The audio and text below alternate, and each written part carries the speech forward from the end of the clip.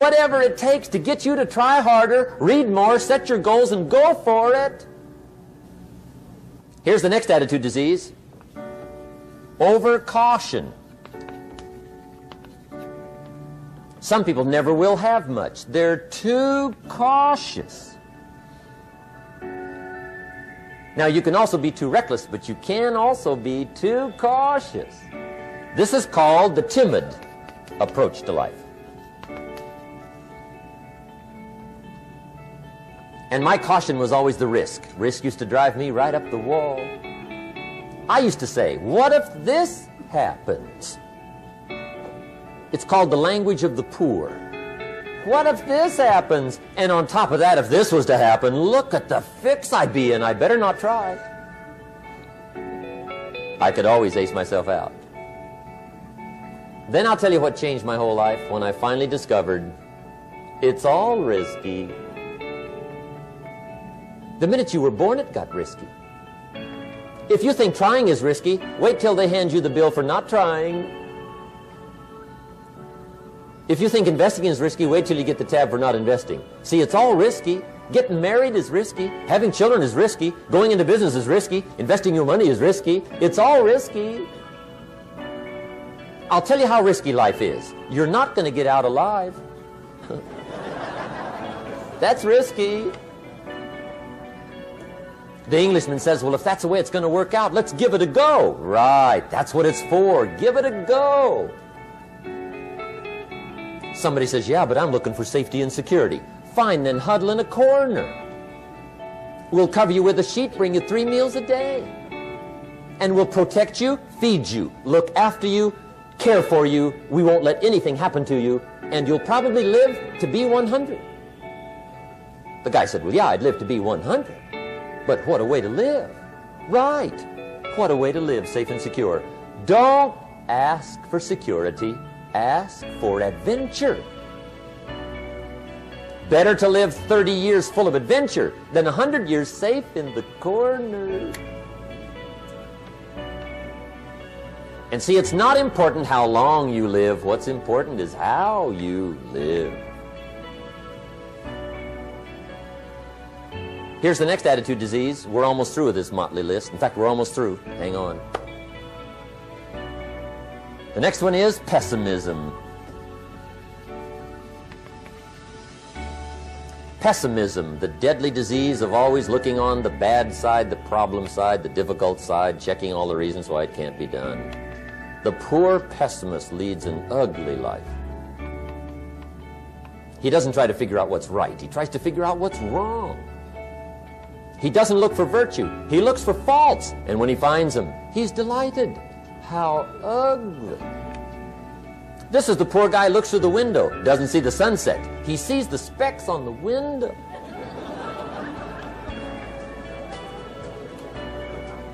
And this is the poor guy, right, who rushes up, takes such leave of his senses. This guy rushes up and he says, I've got 5 good reasons why it won't work.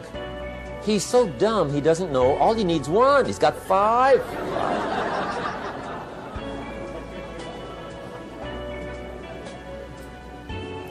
To the pessimist, the glass is always half empty. To the optimist, the glass is half full. Why would the same measure affect people 2 different ways? Answer, it all depends on how you look at it. Our lives are mostly affected by the way we think things are, not the way they are. The way we think they are affects us most. There's a subject we don't have time to get into tonight called better thinking habits. One of the major things Shove taught me when I met him, he said, poor thinking habits keeps most people poor. Not poor working habits. Most people work hard, but they don't think hard. And Shove taught me that the mind is like a factory, a mental factory. And whatever you think about all day long pours ingredients into this mental factory. And that's what builds the economic, social, financial fabric of your life. He quoted me a Bible phrase that says, as you think, so you become. How awesome. when he talked about poor thinking habits, he had me. I used to start the day reading the morning newspaper. I mean, you can believe that or not. I'd get a cup of coffee and read the paper. I'd load up on wars and riots and murders and stabbings and killings and bank robberies and muggings and car wrecks and tragedies. I'd even read the back pages. I seem to like that stuff for some weird reason. I'd load up on all that, and then I'd start the day. You can imagine the kind of days I used to have. You walk around on your financial knees. They call you economic peewee.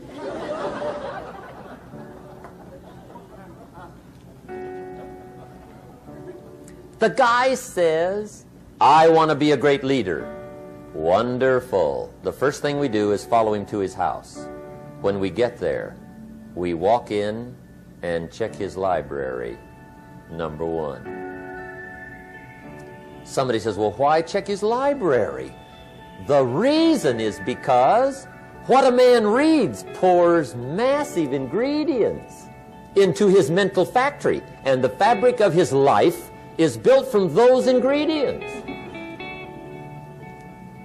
You would not believe what some people have got in their house to read. You would not believe. One of the best dressed up words I know for a lot of it is trash. Can you imagine dumping a barrel of trash into this mental factory every day and coming out with a rich, dynamic, positive life? It can't be done. You might as well try making a cake with cement. The kids back in Danbury, Connecticut, high school, they're asking me questions one day. I'm talking to the kids. Kids got good questions these days. One of them said to me, Mr. Rohn, how do you build the good life? I said, it's simple. It's not easy, but it's simple. Here's how you build anything. Select the right ingredients, keep out the wrong ingredients, and it starts with thought. Everything starts with thought. So you must be wise and careful what you think about, because that starts everything. You got to be wise and careful. I asked the kids, what would happen if somebody dropped sugar in my coffee? They said, well, you'd be okay. I said, what if somebody dropped strychnine in my coffee? They said, well, you'd be dead. I said, correct. Lesson 1. Life is both sugar and strychnine.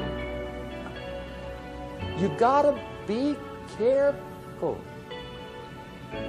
I said, what if my worst enemy drops in the sugar? They said, will you be okay? I said, what if my best friend, even by accident, drops in the strychnine? They said, well, you'd be dead. I said, correct. Lesson 2. Watch your coffee.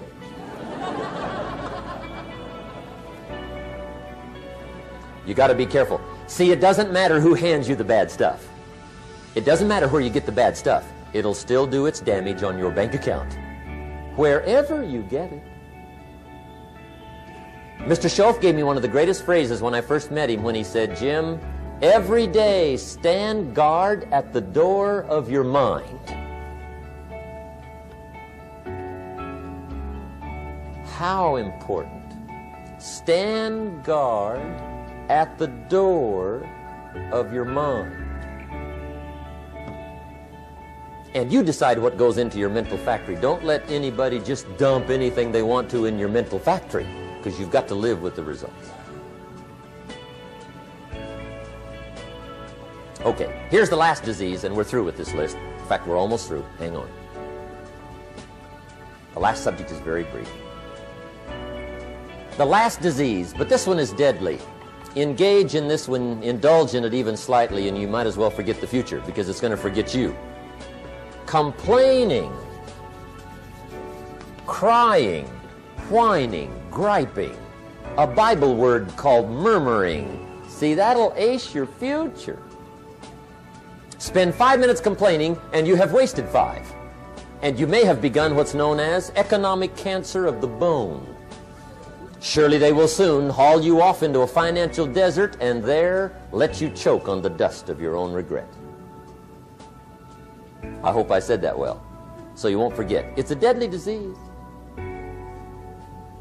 If you don't think it's bad, Ask the children of Israel of Old Testament fame. Typical of us all, their story just happened to get in the book. Story says, children of Israel were slaves. God performed a series of dazzling miracles and got them out. And now they're heading for the promised land. Remember the story? Heading for the promised land. Tragedy of the story, they never got there. Reason. From day one, they started to complain. They griped about the water. They griped about the weather. They whined and cried and griped about the food. They griped about the leadership. They whined and cried because it was too far, too cold, too hot, too difficult, too miserable. I mean, they whined and cried for years. Finally, God said, I've had it, trip canceled. Or something like that. The story says they died in the desert, never got to the promised land. Which I think means two things. Indulge in this long enough, you get your future canceled. And I guess it also means even God himself can only take so much.